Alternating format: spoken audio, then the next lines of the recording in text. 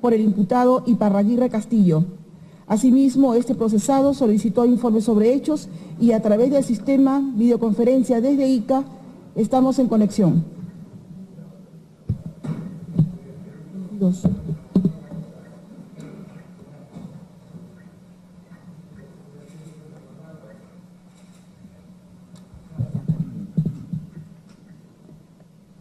Miramos de compañía.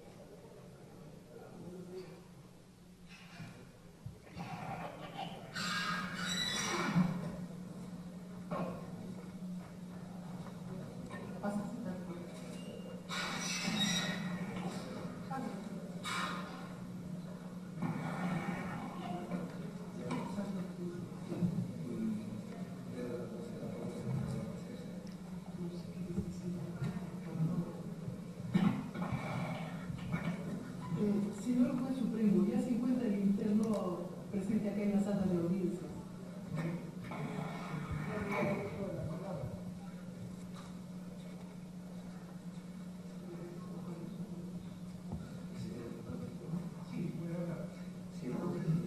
Muy buenos días, señor fiscal. Que le hable sin interno Iparraguirre Castillo Julio Alberto. Está cumpliendo acá una condena de 15 años, más o menos aproximadamente, tengo acá cumpliendo pena, la cual vengo pidiendo desde hace mucho tiempo de que se me baje mi pena, ¿no? Por lo que yo no he incurrido en el delito de secuestro, sino como yo he declarado, ¿no?, de que participé en una forma secundaria en robo, y a la cual me encuentro sumamente arrepentido en todos esos años que estoy pasando por acá.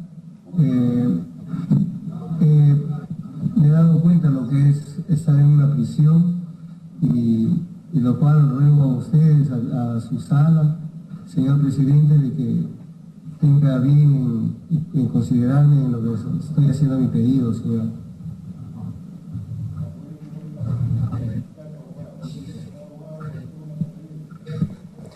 Con su permiso, señores miembros de esta Sala Penal de la Corte Suprema, vengo a dar mis alegatos respecto de la causa 1160-2005. Señores miembros de esta Sala Penal de la Corte Suprema, mis alegatos se van a dividir en tres partes. Primero daré brevemente los antecedentes, mis fundamentos de hecho y de derecho, y finalmente mi petitorio concreto. En el presente caso, mi patrocinado en primera instancia se lo condenó a 15 años de pena privativa de libertad por el delito de secuestro, extorsión y robo agravado. Interpuesto recurso en nulidad por el fiscal superior, la Sala Penal de la Corte Suprema le interpuso cadena perpetua porque supuestamente pertenecería a una organización criminal. Contra esa sentencia, en la Sala Penal de la Corte Suprema interpusimos un habeas corpus traslativo porque no se había motivado en el extremo del por qué mi patrocinado pertenecería a una organización criminal. Habeas corpus que fue declarado fundado, se declaró nula la sentencia en la Sala Penal de la Corte Suprema y hoy estamos aquí para poder revisar en ese extremo. Sobre esos antecedentes, permítame sobre los fundamentos. A mi patrocinado se le imputa, como les dije, 3 delitos. secuestro, extorsión y robo agravado. Respecto del delito de secuestro y extorsión, venimos a pedir que se aplique el criterio de consunción, el principio de consunción. ¿Y por qué pedimos que se aplique el principio de consunción? Por lo siguiente. Respecto al delito de secuestro y extorsión, supuestamente los hechos concurren que se habría... ¿Se está filtrando? Que se habría... Bien, respecto al delito de secuestro y extorsión, determinado día secuestran a la esposa del señor Alberto Venero, la trasladan a determinado lugar, producto de eso luego la señora es liberada por efectivos policiales y a mi patrocinado por ese hecho le imputan secuestro y extorsión. Sobre ese supuesto venimos a pedir la aplicación del principio de consunción porque no hay secuestro y extorsión, porque o sería secuestro o sería extorsión, porque pidieron dinero para liberar a la señora. En ese caso, en ese extremo, nosotros creemos que solamente... Nosotros creemos, doctor, que en ese caso no habría ni concurso ideal, porque creemos que hay una sola resolución criminal, que es la de mantener en rehén a una persona para pedir dinero. En ese caso creemos que por el principio de consunción se absorbe el delito de secuestro en el delito de extorsión. Entonces solamente nos quedaría extorsión y nos quedaría robo agravado. Para la época de comisión del delito, el supuesto tipo penal de extorsión no contemplaba, no existía el agravante de pertenecer a una organización criminal, por lo tanto no habría que discutir si debería o no imponérsele cadena perpetua en ese extremo. Solamente quedaría el supuesto de robo agravado. Mi patrocinado ha reconocido en juicio y ha sido tomado como confesión sincera parcial que su único grado de participación sería el haber prestado un vehículo que fue prestado para que se cometa ese delito de robo. En ese caso, ninguno de los agraviados, ninguno de los coimputados lo identifica o lo reconoce a él como haber participado ni durante la ejecución del delito, ni siquiera posterior a la misma. Por lo tanto, creemos que su grado de responsabilidad en el presente caso sería, por la accesoriedad de la participación, sería un cómplice secundario. Y teniendo en cuenta el principio de proporcionalidad de la pena, creemos que no le asiste el supuesto de cadena perpetua, es más, por pertenecer a una banda, es más, ni siquiera se ha probado que mi patrocinado pertenecería a una organización criminal. De haber prestado el vehículo, de haber prestado una participación accesoria. En este caso, en sentido técnico típico no lo ha dicho el secuestro, ha reconocido que sabe lo que es estar privado de su libertad.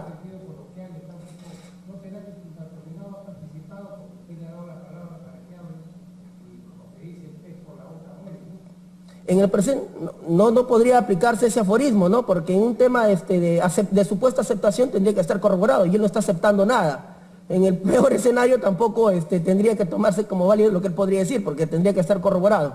Entonces, en el presente caso, si me permite, a esta supuesta organización se le atribuyen 11 delitos, hasta 12 veo que el fiscal ha señalado. De estos 11 o 12 delitos, solamente se le podría imputar a mi patrocinado uno de ellos. Y como parte final, señores miembros de esta Sala Penal de la Corte Suprema, ya el fiscal supremo ha emitido un dictamen y ha pedido que de 15 años se le imponga 20 años.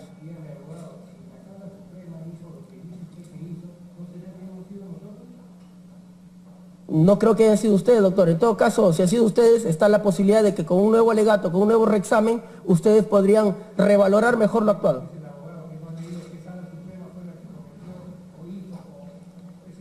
Hubo un problema con un integrante de esta sala donde se le puso de manera errónea como la persona que habría resuelto el recurso de nulidad, el primer recurso de nulidad que fue declarado nulo, pero fue un acto erróneo que bajó al inferior jerárquico y entiendo yo que fue rectificado. No, doctor, porque yo no estuve en esa etapa del proceso. Los nombres de los miembros de la Suprema de ese momento no los he revisado, doctor.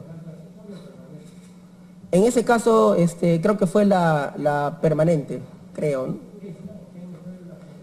2005 más o menos. Sí. Estamos hablando ya de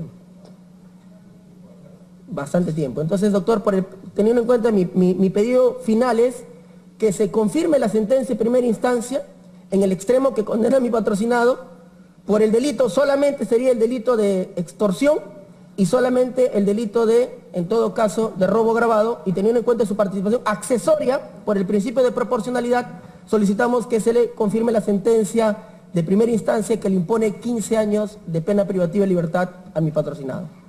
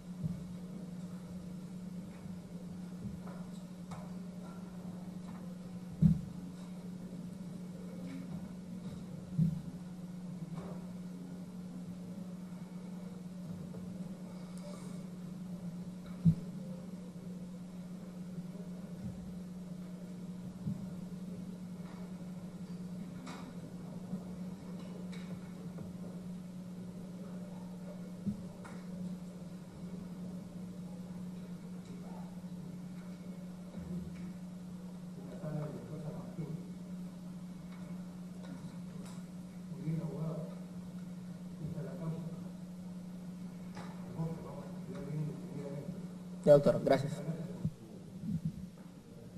A usted, doctor.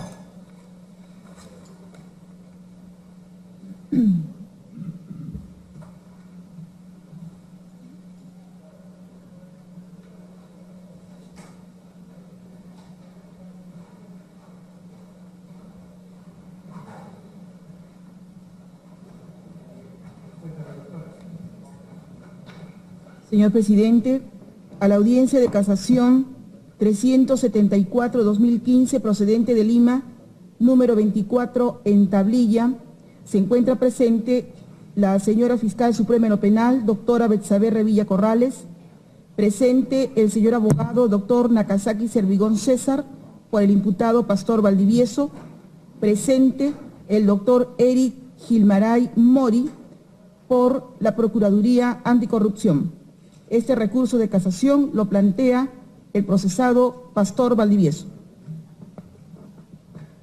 Tenga la dirección del debate al magistrado Neira Flores. Gracias, presidente.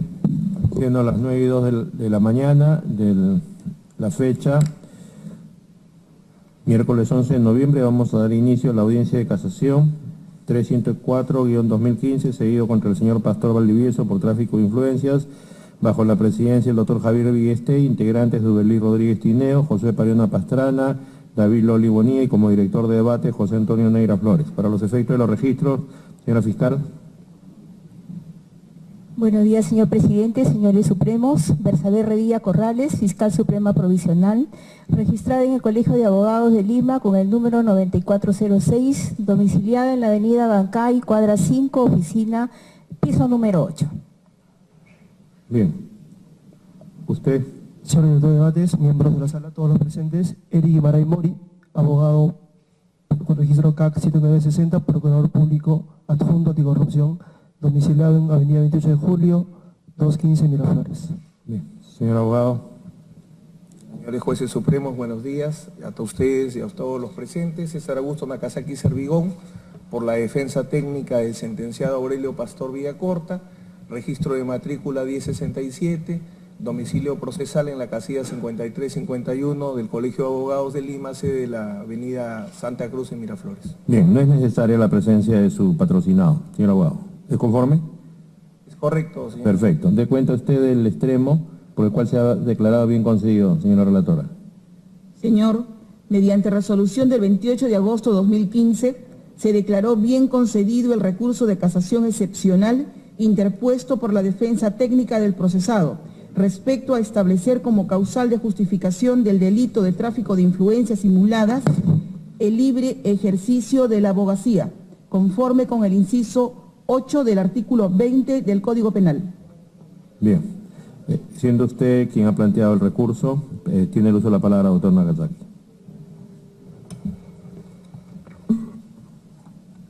Señor presidente, señores jueces supremos,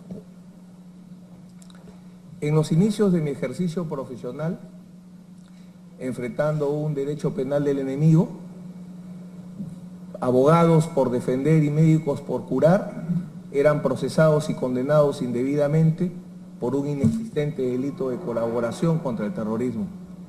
Esa expresión de derecho penal del enemigo tiene una segunda versión cuando en el sistema de justicia anticorrupción, en su primera versión, sobre todo bajo el régimen del presidente Toledo, se llegó a profesionales abogados a pretenderlos criminalizar por actos que realizaban. Incluso ahora se les pretende condenar por lavado de activos.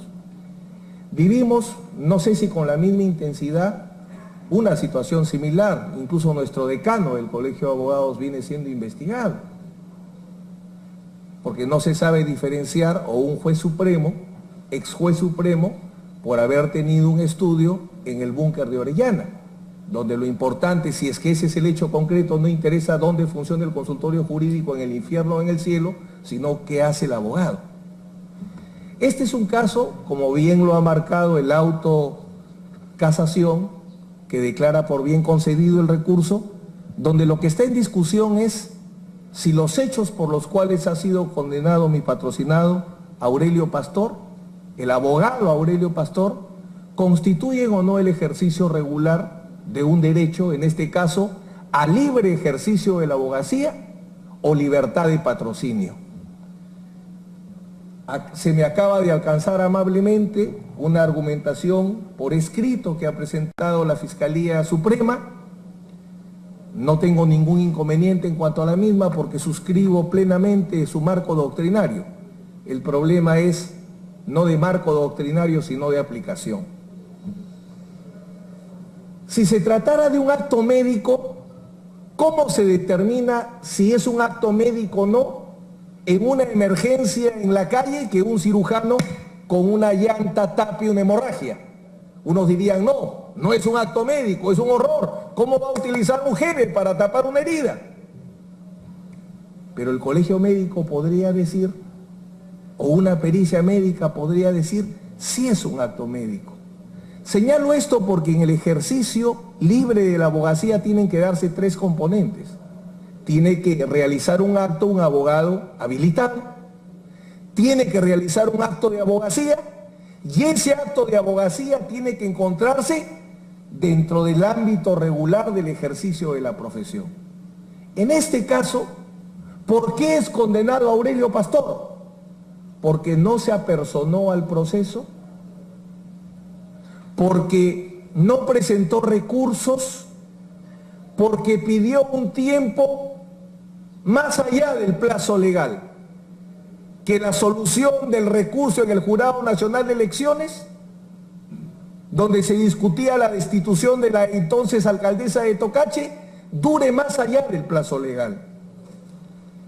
¿Qué se ha aprobado? Se ha aprobado que Aurelio Pastor en su estudio atiende a Corina de la Cruz, entonces alcaldesa de Tocache. Y lo que señala el audio es lo siguiente: respecto al pedido de destitución, mi proyección es que no te van a destituir, te van a suspender, porque el Jurado Nacional de Elecciones, cuando es un proceso penal no terminado, ella había sido condenada por difamación agravada a través de un medio de comunicación y estaba pendiente de resolución el recurso de nulidad en la Corte Suprema. Entonces dice, no te van a destituir, pienso que sí te van a suspender. Entonces lo que hay que hacer es demorar lo máximo que se pueda el proceso electoral para avanzar lo máximo que se puede el proceso penal.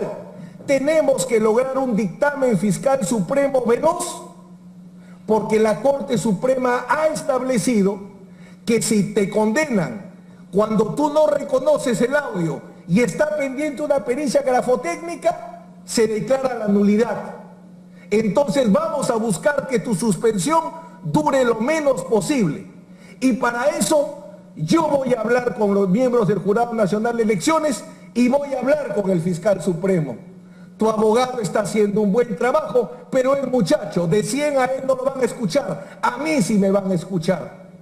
Y utiliza varias veces el término amigo, para decir o me van a escuchar o para decir no, Corina, no aceptan dinero, esto no se arregla con plata, son mis amigos y son gente correcta.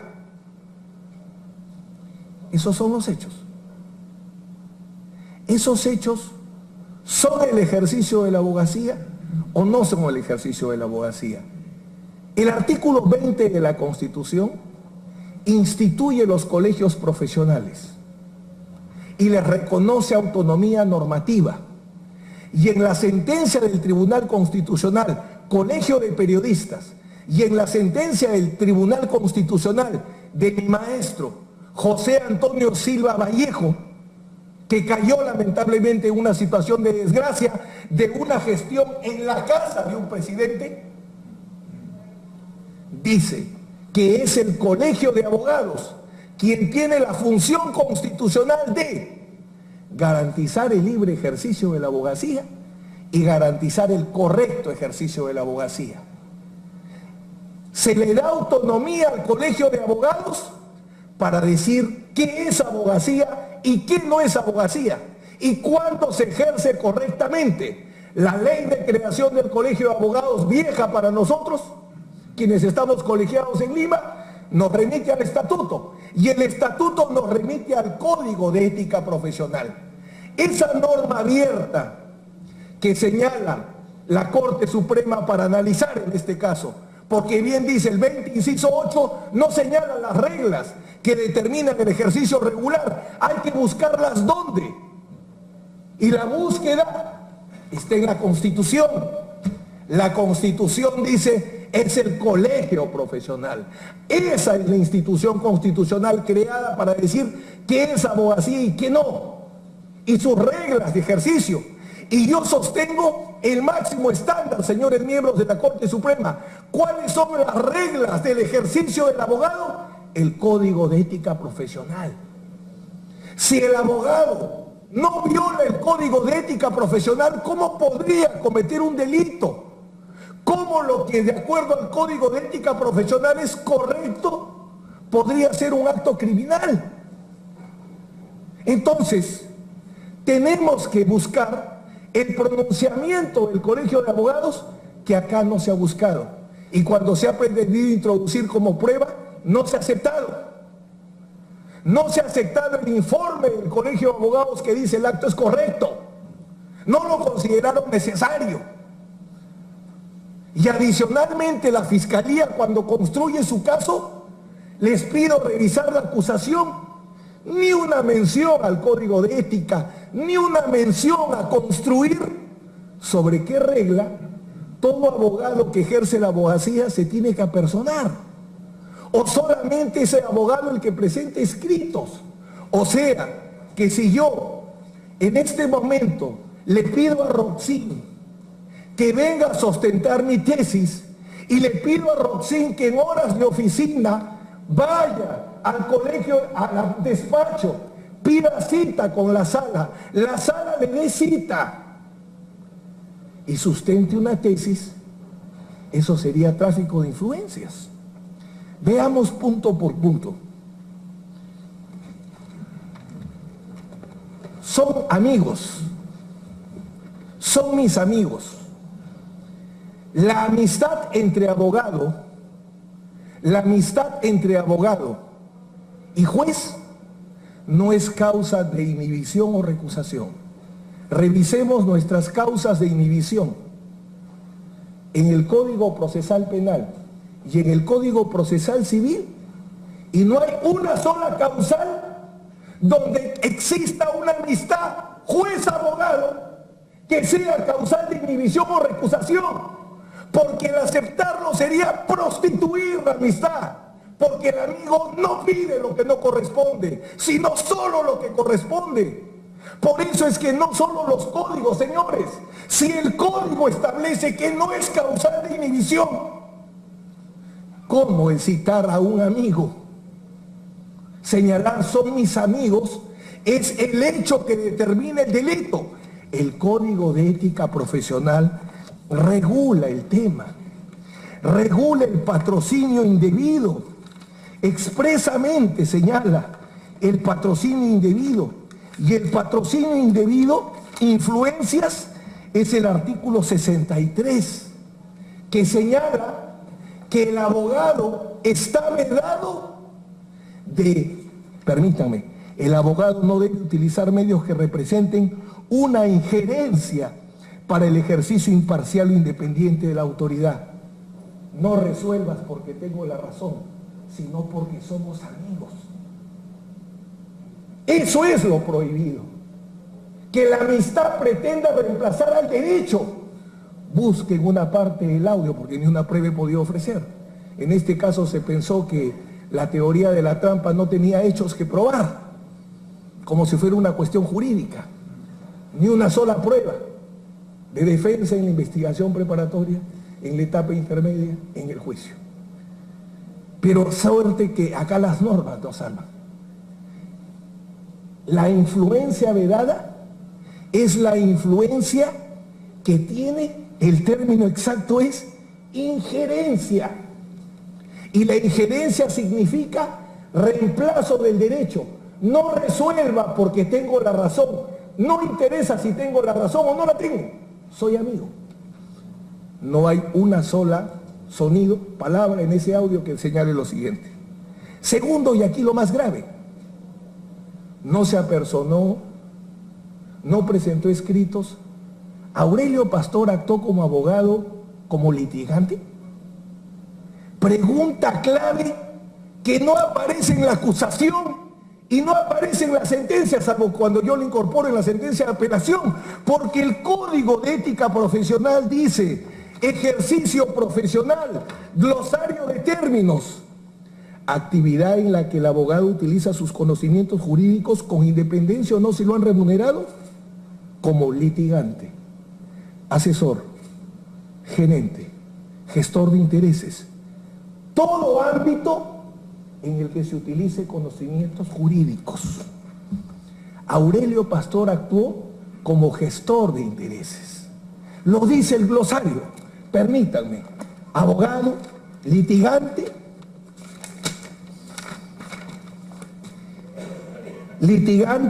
asesor legal, gerente legal, gestor de intereses. Lo señala expresamente nuestro Código de Ética Profesional. Entonces las reglas no son de litigante, porque el gestor de intereses no se apersona a un proceso. El gestor de intereses no presenta escritos. Cuando señalo como ejemplo la ley de gestión de intereses,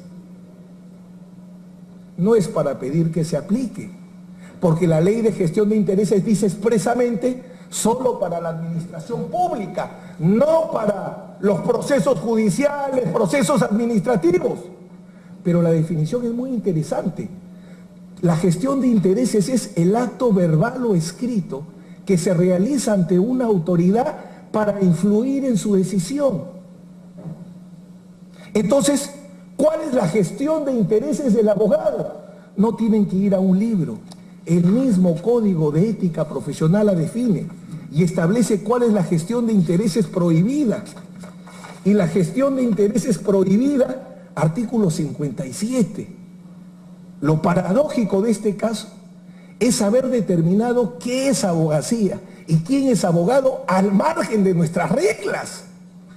Por eso en este caso nos han dejado en una absoluta indefensión, porque de repente un juez y un fiscal que en su vida han litigado analizan y determinan. Dice artículo 57, constituye grave infracción a la ética profesional que el abogado trate asuntos que patrocina con la autoridad que conoce al margen de los medios y procedimientos permitidos por la ley. ¿Dónde fueron las entrevistas? En las casas de playa, no, en los despachos judiciales. ¿En qué horario? ¿En la noche? No, en horario de atención. Sin usar el nombre, no, registrándose con nombre y apellido. Entonces, ¿esa es gestión privada, que es la vedada por el Código, o es la gestión de intereses permitida por el Código? Lo que se hace todos los días y es legal. Porque efectivamente, no porque sea más importante o no, sino porque un abogado a los años de ejercicio va ganando la confianza del juez. Por eso es que un abogado de experiencia puede apoyar a un abogado Nobel, que tampoco lo trajeron como testigo. El litigante de este caso, habiendo declarado en investigación preparatoria, no lo aportan como testigo. y explica perfectamente el tema. Pero en concreto, las influencias prohibidas no es la relación amical, sino su uso indebido. Respecto a las gestiones de interés prohibidas, son las gestiones privadas. Entonces, ¿por qué no se apersonó? ¿Por qué no presentó recursos? Porque no fue litigante, fue gestor de intereses. ¿Por qué regla se regula? ¿Por la ley de gestión de intereses? No, por esa no. Esa solamente fue citada para definir qué es un gestor de intereses, para establecer que realiza gestiones de intereses verbales, con el objeto de influir en una decisión, pero formales.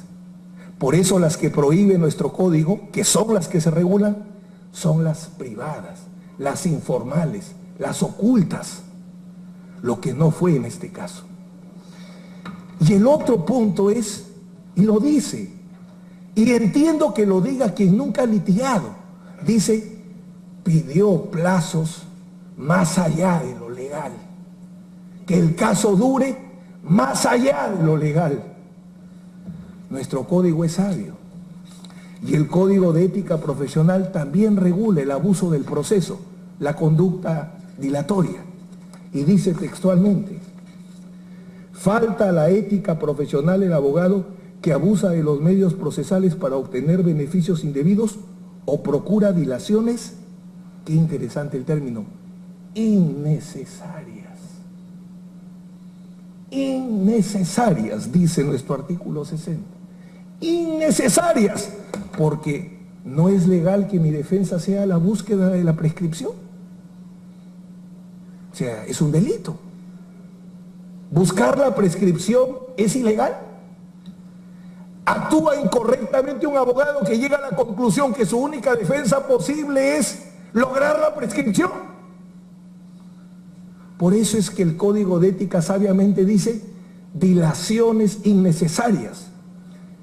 Corina de la Cruz iba a ser suspendida o destituida cuando el proceso penal no había terminado. Faltaba el recurso de nulidad. Entonces lo que se buscaba era demorar la sanción administrativa en búsqueda de un resultado de un proceso penal. Por eso cuando se va donde el fiscal Pablo Sánchez y él reconoce la reunión con el fiscal Pablo Sánchez, la información es la siguiente, muy puntual. Señor fiscal supremo, no se confunda, el caso por el número de registro no es que recién ha entrado a su despacho, tiene más de un año acá y ha ido unos días a la Corte Suprema para sacar unos oficios y ha regresado. Es un caso reingresado, así que no me lo ponga en cola. Y segundo, usted tiene un precedente en el caso del periodista Paul Garay, donde usted ha dictaminado lo mismo, que si el señor no reconoce el audio y está pendiente de una pericia grafotécnica, la condena es nula. ¿Esa gestión es ilegal? Señores miembros de la sala, acá no se trata solo de restituir la libertad de Aurelio Pastor, arbitrariamente privada. Acá de lo que se trata, como marca muy bien la Corte Suprema en su auto, de bien concedida la casación, es, se puede determinar qué es abogacía al margen del Colegio de Abogados y el Código de Ética Profesional. Sostenemos que el artículo 20 de la Constitución y la sentencia del TC que lo han desarrollado dicen que no. No se puede ser al margen, porque ni siquiera, y con esto termino, se podría decir, nosotros tenemos conocimientos porque todos somos abogados. No voy a poner en discusión si todos tenemos conocimiento de qué es litigar, qué no es litigar. Habría que revisar, creo, el expertise de cada uno. He encontrado algún juez que ha dicho que su enemigo es el procesado y su abogado. El tema concreto es que así fuese verdad, que los señores jueces conocen mucho abogacía, serían sus conocimientos privados. Y el hecho del ejercicio regular de un derecho es un hecho impeditivo que se tiene que probar. El hecho del ejercicio regular o irregular de la abogacía es un hecho institucional porque lo establece la norma. No existe en la naturaleza. Entonces se tiene que probar. Y la conducta indebida de un abogado se establece a través de 2 documentos públicos, o la resolución sancionatoria del juez cuando la conducta indebida se da dentro de un proceso, o la resolución sancionatoria del Colegio de Abogados. Lo que no existe en este caso. Entonces, resolver qué es abogacía, qué es ejercicio regular, al margen de la abogacía, al margen del Colegio de Abogados, al margen de sus normas, genera una arbitrariedad gravísima, porque atenta contra el libre ejercicio de la abogacía, no solo desde la perspectiva que es un derecho constitucional como libertad del trabajo del abogado, sino que si se afecta el libre ejercicio de la abogacía, es igual cuando se ataca la independencia del juez. Si no hay independencia judicial, no hay justicia. Si no hay libre ejercicio de la abogacía, no hay defensa. Por eso es que el libre ejercicio de la abogacía debe ser protegido fundamentalmente, porque integra el contenido constitucional del derecho a la defensa de las personas. Señor presidente, señores jueces supremos, nosotros solicitamos que se declare fundado nuestro recurso de casación y conforme a las potestades que da la sala, ustedes casen esa sentencia, determinen que se ha establecido indebidamente el acto de tráfico ilícito de influencias, que se reconozca que hay el ejercicio regular del derecho al abogado y por tanto se ordene la excarcelación de Aurelio Pastor de la cárcel donde se encuentra hoy día. Gracias. Bien, señor fiscal, tenga uso la palabra.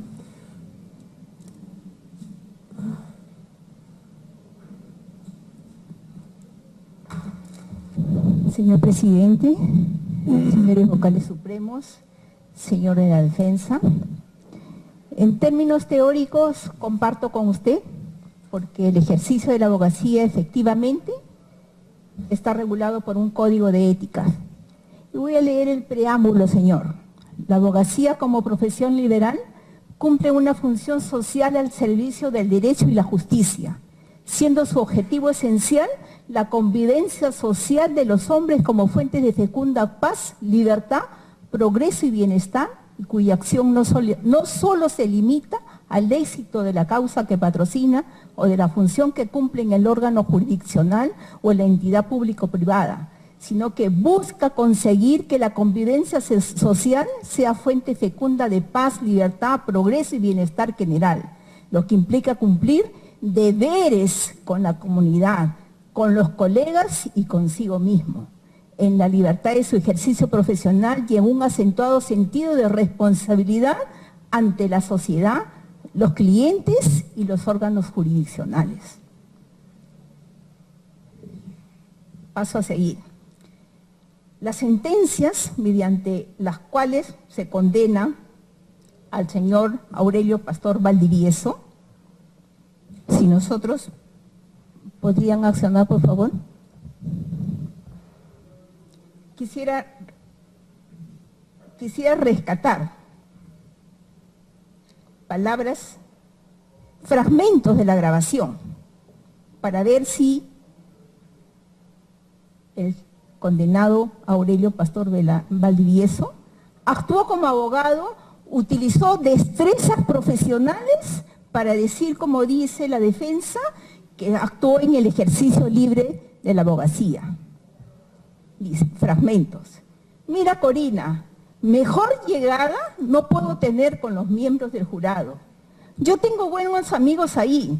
Como son buenos amigos, me pueden ayudar. Más llegada que yo, cualquier cosa se consigue en el jurado. Se consigue con amistad. No se consigue con plata, se consigue con amistad. Yo le he pedido al presidente que me ayude, no remitiéndola, no notificándola, una resolución. Sigo.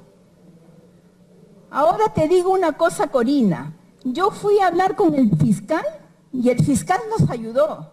Yo personalmente he ido a hablar con él. Sánchez Velarde, creo que es el fiscal, el que tenía tu caso. Él me contó que lo sacó a tu favor y lo sacó rápido y él me dijo ahí. Yo he sacado esa resolución hablando con Sánchez Velarde. ¿Qué nos dice estos fragmentos?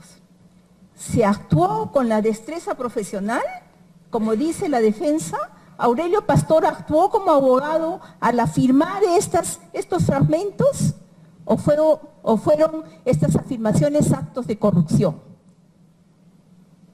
Porque de eso se trata. Se trata de que el bien jurídico del delito de tráfico de influencias es el prestigio y regular funcionamiento de la administración pública en las variantes de la administración de justicia y justicia administrativa. ¿Qué logramos con ello? Cuando la sociedad conoce estos fragmentos, logramos lo que ahora se señala en los medios de comunicación: chapa tu choro, vuélvelo paralítico, la justicia se vende. Eso logramos. Por eso es que la Fiscalía en su momento, el juzgado, el órgano jurisdiccional, cuestiona jurídicamente esos términos. A eso hemos venido. Estos fragmentos son actos de corrupción. Y un abogado en ejercicio libre y regular de la abogacía no hace esto. No hace esto. Se está señalando como causa de bien concedido la casación, porque dice tráfico de influencias simuladas.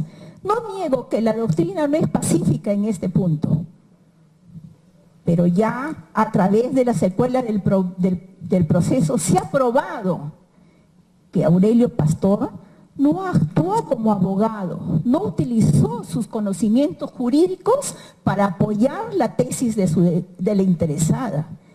Él actuó por el amiguismo, por el favor de un resultado a su favor, porque después tenía que cobrar los 60.000 nuevos soles. Esa es la realidad, esos son los hechos. Claro, el Código de Ética da muchas señales y normas, como lo da la Ley Orgánica del Poder Judicial, como lo da el Código Procesal Penal, como lo da ahora la Ley de Gestión de Intereses. Gestión de intereses en la que alude la defensa también es como hemos leído los fragmentos de la conversación. ¿Significa eso gestión de intereses? Ya el señor abogado también ha señalado que gestión de intereses bajo la nueva fórmula legal está rechazado. No puede ser pues ante la Administración de Justicia ni ante órgano autónomo constitucional. Eso está prohibido. Y el artículo 20, inciso 8 señala del Código Penal el que obra en el ejercicio de un oficio. Es decir, hay una causa de justificación que presupone el choque de intereses y que uno prevalece porque la sociedad permite que otro tenga menor valía. Acá hay una causa de justificación a quien no ha actuado con destreza profesional en su condición de abogado, con sus conocimientos jurídicos, para decirle voy a prevalecer esa causa en vez de los actos de corrupción a través de estos diálogos. Acá no hay ningún choque de intereses, acá no hay ninguna causa de justificación para que se señale en este caso que Aurelio Pastor Valdivieso actuó como abogado. Y tan es así. Por eso la sala señala como hechos probados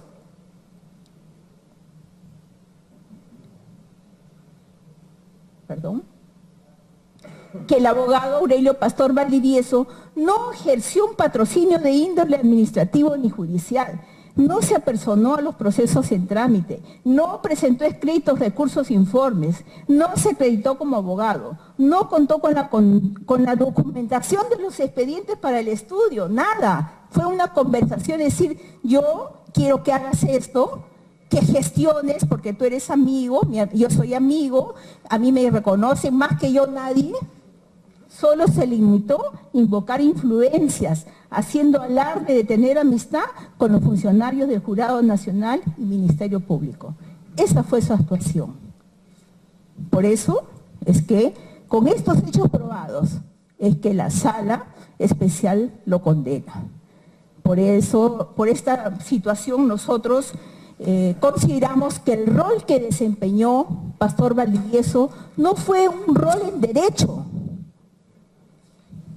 Quebró las expectativas sociales como abogado y por tanto le viene la responsabilidad penal que le corresponde. El mismo Tribunal Constitucional, cuando declaró la inconstitucionalidad de varios tipos penales, decía sobre el tráfico de influencias.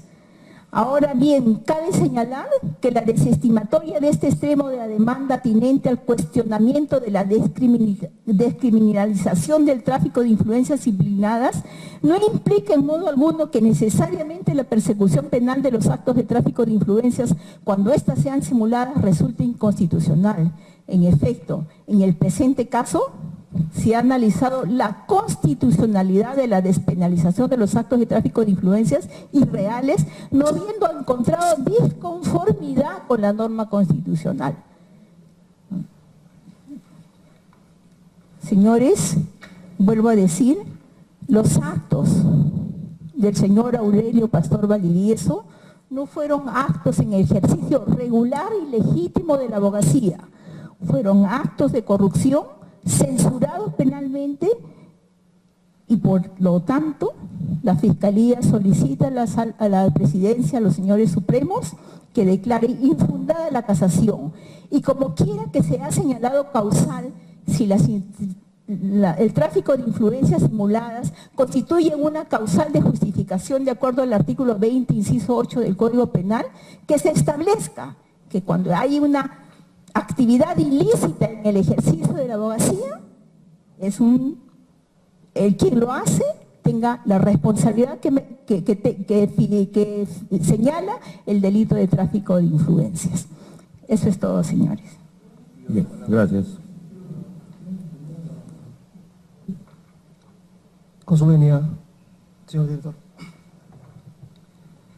Bueno, habiendo escuchado los argumentos de la defensa, vale la aclaración respecto a algunos puntos que nos parecen sumamente importantes. En principio, el tráfico de influencias sanciona el ofrecer e interceder, no sanciona el interceder, no sanciona ir e influir. Eso lo sanciona otra parte del Código Penal, por ejemplo el cohecho. Las razones por las cuales determinado funcionario público falla a favor o en contra, violando o no violando sus deberes, es un asunto que no se sanciona en el tráfico de influencias. Por tanto, es opinión de mi representada que la defensa, al mencionar que si dilatar es delito o no, o si actuar diligentemente es delito o no, de acuerdo al Código de Ética, se aleja del núcleo de prohibición del tráfico de influencias. Eso no prohíbe el tráfico de influencias, es cuestión de leer el tiempo penal además. Segundo, se menciona que la ilicitud, es decir, el núcleo de protección de este derecho, de este ejercicio debido de la abogacía, lo debemos encontrar en el Código de Ética. Técnicamente hablando, lo que una argumentación así prueba es que se cree o se tiene la convicción de que el Código de Ética funciona como un asunto de cuestión previa. Es decir, que el Código Penal en el artículo 400 debería decir que habrá que ver o recibir un informe del Colegio de Abogados para luego argumentar o decidir acerca de la antijuricidad o ilicitud de una conducta de abogacía. Algo que por supuesto no tiene razón de ser y no tiene ningún asidero. No solo porque así no lo dice el Código Penal, sino porque la adecuación social, que es el argumento principal cuando se analiza la lex artis, es un asunto de experiencia, de acumulación objetiva y subjetiva en sociedad. ¿Qué es riesgo y qué no es riesgo? Al derecho penal le importan asuntos que sustentan la prohibición material de una conducta. No le interesan, o no debería interesarle, lo que diametralmente se dispone en un código de ética. De hecho, la ética y el derecho penal felizmente se han separado hace más de 200 años. De otro lado, si aceptamos el argumento de que el Colegio de Abogados va a decidir la ilicitud de una conducta por encima de la última ratio, por encima de la fragmentariedad, por encima de la subsidiariedad, bueno, el propio abogado de la defensa ha mencionado que lo que se le atribuye como injusto típico a Aurelio Pastor son conductas que también prohíbe el Código de Ética. Influir, apoyar la corrupción, perjudicar el debido proceso, etc. Es decir, no es tan cierto que sean tan reñidas. Luego, La gestoría de intereses, que como bien se ha enmarcado es un asunto absolutamente público, tiene un correlato privado, que es el delito de tráfico de influencias. Es decir, los funcionarios públicos tendrán una forma de influir entre las decisiones del legislativo, pero los particulares también tienen una forma de influir, que supongo será exponiendo las razones, como lo ha hecho la abogada de defensa en una audiencia. Pero ir a hablar y decidir sobre ello, eso sí es delito. Respecto de que el código de ética actuaría como una causal de justificación. Ojo con argumentar este tipo de ideas, ¿eh? El tecnicismo. La defensa mencionó que el marco de doctrina no solo es suficiente, sino también es necesario aplicar el marco de los hechos. Sin embargo, es gravísimo lo que se está mencionando desde la teoría general del delito. Es decir, ¿qué se discute en una causal de justificación? Se discute la tipicidad y la antijuricidad. Entonces, leído, como lo plantea la defensa, es el abogado que actuando como abogado, por supuesto, comete tráfico de influencias, no comete un injusto penal.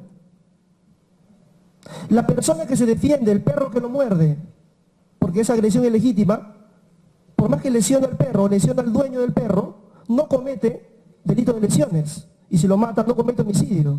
Es decir, el que actuando, a pesar de la tipicidad, bajo un ejercicio legítimo, en este caso legítima defensa, no comete injusto penal, es decir, no comete comportamiento típico antijurídico.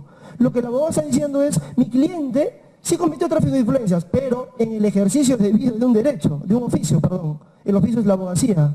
Hay una contradicción flagrante, de dogmática básica además. De otro lado, no todo lo que es sancionado por el Código de Ética debe ser sancionado por el Código Penal. Esa analogía está muy mal planteada. Por ejemplo, matar está prohibido, pero matar también está permitido.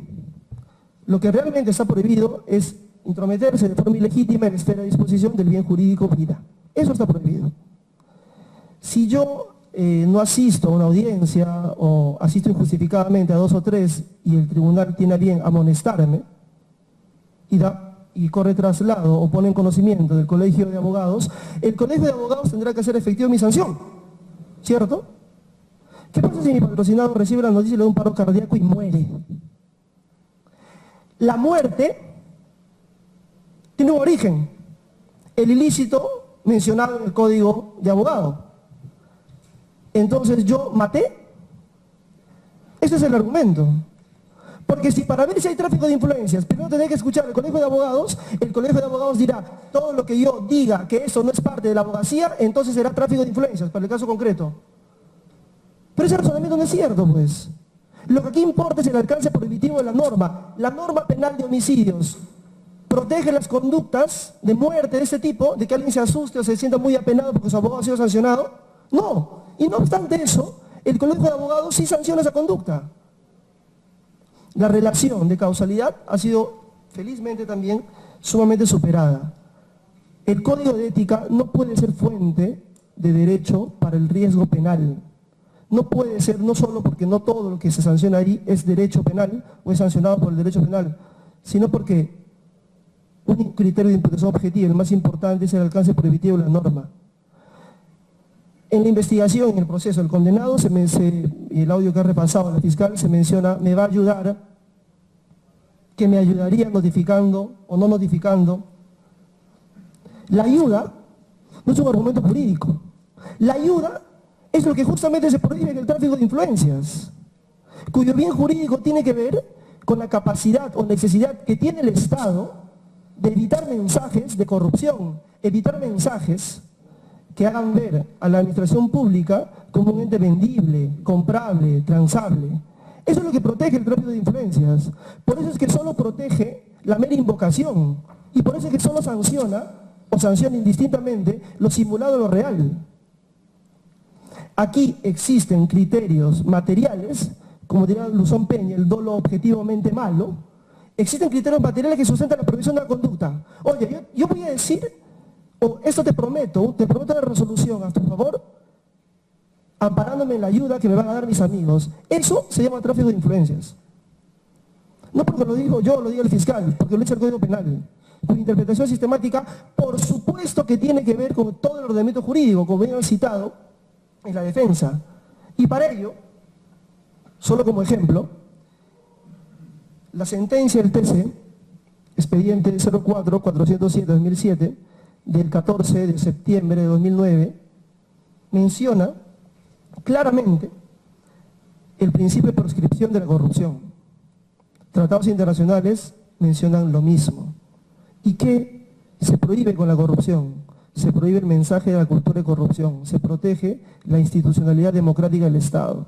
Nadie puede decir que en virtud de ayuda va a ganar un caso.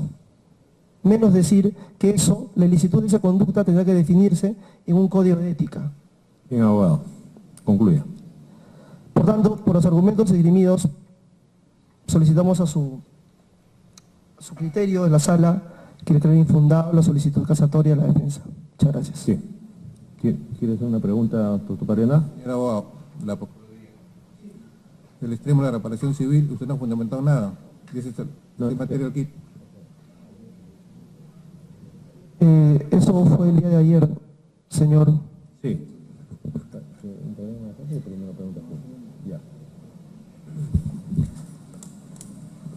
Doctora Revilla, cuando usted ha proyectado parte del diálogo entre el señor Pastor y la ex alcaldesa, usted un poco que omitió mencionar que ahí expresamente en el diálogo dice no se va a pagar a los funcionarios del Jurado Nacional de Elecciones, incluso después hasta hay la indicación de jueces de la Corte Suprema. Lo que él ahí dice, soy amigo de miembros del Jurado Nacional de Elecciones, dice, he ido a la oficina del fiscal Pablo Sánchez Velarde, actual fiscal de la Nación, he hablado con él, nos ha ayudado, ha dado un dictamen rápido. Es decir, él está dando cuenta a la señora de las gestiones, del resultado de las gestiones. En ninguna parte aparece que él diga, hay que pagar, y por eso me tienes que dar tanto de dinero para pagar a los funcionarios públicos. No aparece ese hecho. Bien, por otro lado, miren, ¿qué pasa en la vida real?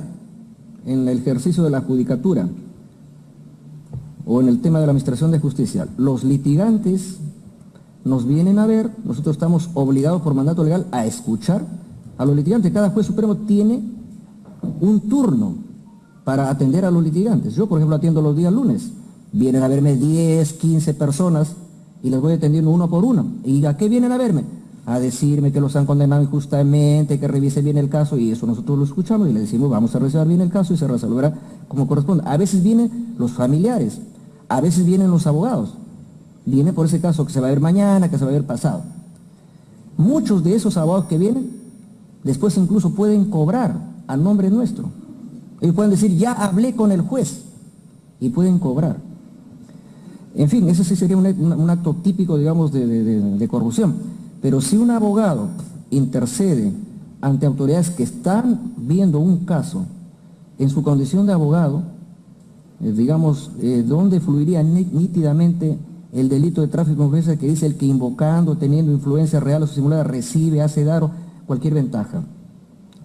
Entonces, porque como lo ha dicho el abogado de la defensa, y eso nos interesaría que usted al momento que va a hacer la réplica lo diga, él ha dicho, y eso no, digamos, tampoco está desmentido por el resumen que usted ha hecho de los criterios de la sala que ha condenado, de que el ejercicio de la abogacía no necesariamente es el presentar un escrito, el ir a personarse, a señalar de domicilio procesal. El abogado, en este caso de la defensa, ha invocado la gestión. Y entonces, esa gestión, desde el punto de vista de la defensa, está permitida y está, digamos, recogida en el Código de Ética del Colegio de Abogados de Lima. Entonces, se ha hecho una labor de gestión y por eso él incluso le pide, digamos, le cobra por sus honorarios a la señora esta, cuál sería digamos, el acto propiamente de tráfico de influencias. Y finalmente, nos gustaría que usted nos aclarara Bueno, la típica persona que hace un tráfico de influencias, pues, y por lo general está a la casa de alguna, digamos, noticia de que se va a ver un caso importante y él se ofrece y él se aparece, digamos, sin que lo llamen, para digamos, ofrecerse casi como abogado.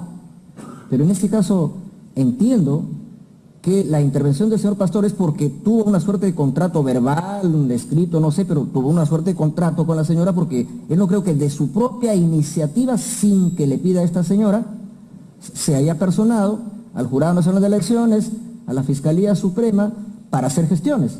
Entiendo que lo ha hecho porque tenía un compromiso con la señora para hacer esas gestiones. Y cuando se han recogido esas grabaciones, él está dándole cuenta de esas gestiones.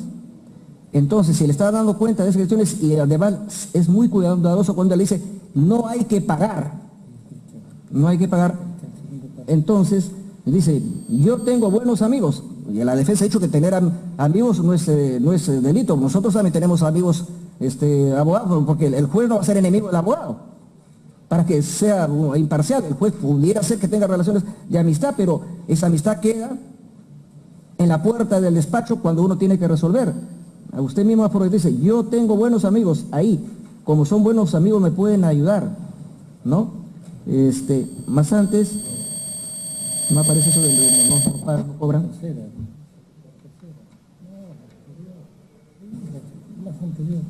Regresa al anterior. Ya. Bueno, pero el tema es que ella parecía que dice que no hay que pagarles. Aparte, no hay que pagarles. Y además esto es una cosa que usted lo ha seleccionado, no es la defensa.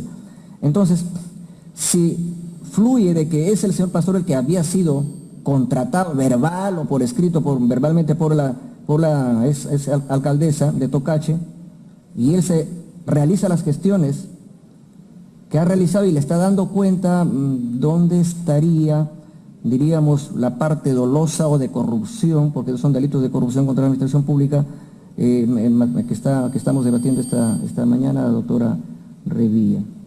Muy bien, le he escuchado atentamente, doctor. Efectivamente, vamos a repasar fragmentos de la grabación para poder enfocarnos nuevamente, reiterar la posición del Ministerio Público. Dice... Pero ya lo ubiqué, ya. Es el tercer párrafo. Cualquier cosa que se consigue en el jurado no se consigue con plata. No, se consigue justamente no lo subrayé porque ese no era el interés de la Fiscalía, porque nada se puede conseguir en la administración de justicia por plata. De ahí justamente lo que decía, que el bien jurídico protegido es la imagen de la administración pública, el peligro que se pone cuando se diga que la justicia se paga. Eso fue bien claro el Ministerio Público cuando se señaló ese punto. Vuelvo a reiterar, señor, para que quede bien claro. Mira, Corina, mejor llegada no puedo tener con los miembros del jurado. Yo tengo amigos ahí, por supuesto, tenemos los abogados, y tanto abogados como magistrados, pertenecemos al mundo jurídico, en este caso del Colegio de Abogados de Lima. Y bien dicho está, no todos son nuestros enemigos, los abogados no tenemos por qué ser enemigos de nadie, al contrario. De ahí que yo leí el preámbulo del Código de Ética. Somos hombres de derecho, buscamos la justicia, la paz, el bienestar de la comunidad. Son buenos amigos, me pueden ayudar. El amiguismo. Más llegada que yo, eso dice un abogado en el ejercicio regular y legítimo de la abogacía, ¿eso lo hace? Más llegada que yo, o sea, otro abogado no lo puede hacer él, porque él para eso se lo contrató, porque tenía más llegada. Dice, yo le he pedido al presidente que me ayude no remitiéndola, no notificándola, ¿para qué? Para dilatar. Y he escuchado, y a propósito he escuchado que la defensa dice, es parte de la defensa que el caso prescriba. Por supuesto, es parte de que un proceso, por la demora, plazos razonables, carga procesal, prescriba, pero no es para que el abogado vaya y le pida al juez esconde el expediente para que prescriba, no lo hace. Eso no se hace, es ilícito, es actos de corrupción. Ahora te digo una cosa, Corina. Yo fui a hablar con el fiscal y el fiscal nos ayudó. Claro, él fue a hablar con el fiscal, pero una cosa, cuando dice, yo he sacado esa resolución hablando con Sánchez Velarde y eso es falso. La comunidad jurídica y la sociedad en sí conoce la calidad moral y probidad del fiscal Sánchez Velarde. Nunca va a esas componendas. Yo he hablado para sacar una resolución. Niego totalmente esa posibilidad. Esa afirmación es falsa. Y le hace creer a la interesada que la resolución, el dictamen emitido por el fiscal Sánchez Velarde fue a su favor. Y por eso quería conseguir el resultado que el Jurado Nacional esperaba el resultado que esperaba del Jurado Nacional de Elecciones. Entonces, eso no es el ejercicio regular, legítimo de la abogacía, señor. Y concuerdo plenamente con la exposición del procurador, cuando dice no hay una cuestión previa que el Colegio de Abogados tenga que decir a través de su código de ética si esto es ilícito o no es ilícito. Todo el ordenamiento jurídico penal sanciona un acto de corrupción.